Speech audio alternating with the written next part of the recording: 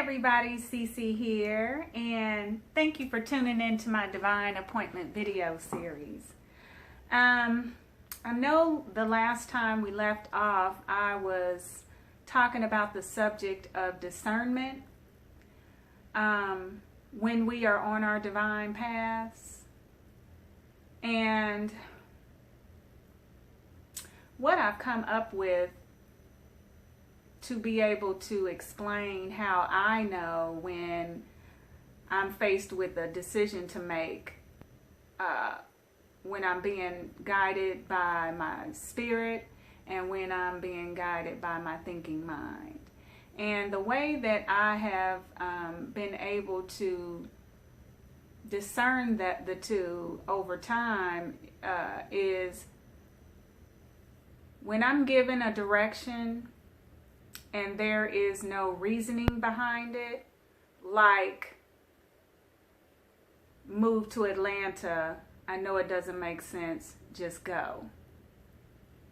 And then I have trust in that it's going to work out. Or stay in Indianapolis, because if you do, then you get to be with family and you get to, continue your work as a bridal designer because you already have a whole lot of clientele, and this is really the best situation for you because it makes the most sense.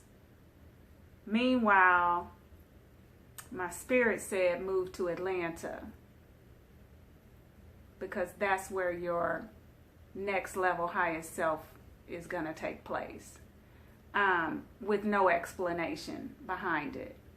And that's just one example. I've had so many instances where the choice that I was faced with when I was being divinely guided really made no sense, and there was no reasoning about it because it just didn't make sense, but I just knew that it was coming from my source or my spirit or whatever you want to call it, God. And anytime that I've made a choice that had a bunch of reasoning behind it, like a bunch of explanation of why I should make the choice, that was always my thinking mind, and it was always the roundabout, longer way to get me back on my path. So I just think it's really important for us to practice being aware of times when we're faced with decisions and the way that we end up working through that, so that we can find within each of us our own unique set of senses for when we're being divinely guided and when we're being guided by our thinking mind. But even in talking to other people and in the teachings that I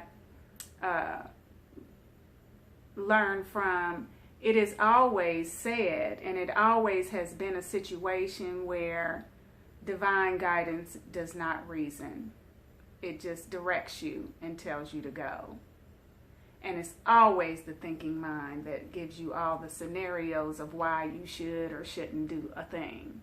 So, I don't know if that is clear or enough for people to be able to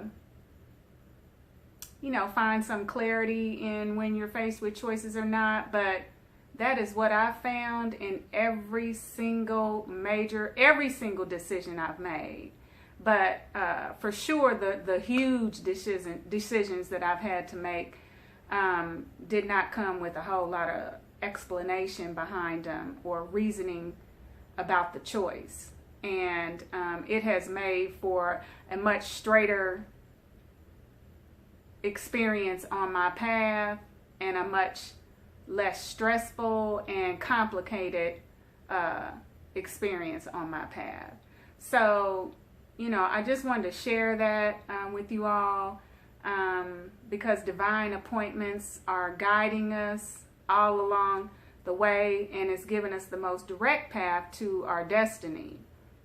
And it just makes life so much easier when you know how to maneuver through all the choices and decisions that you have to make along the journey. So, yeah, I just wanted to share that, and hopefully it helps somebody to have a little bit more clarity on when they, have something important that they want to do in life, how to be able to discern which decisions to make. So yeah, that is my share for this week's Divine Appointment series. And I think I'm going to switch it up next time, and I have somebody on deck who wants to share their story of synchronicities and divine appointments that have led them to something really big in their own life. So I hope you guys tune in to that one, and remember that life really is so darn good, and I will see you all next week. All right? Peace out.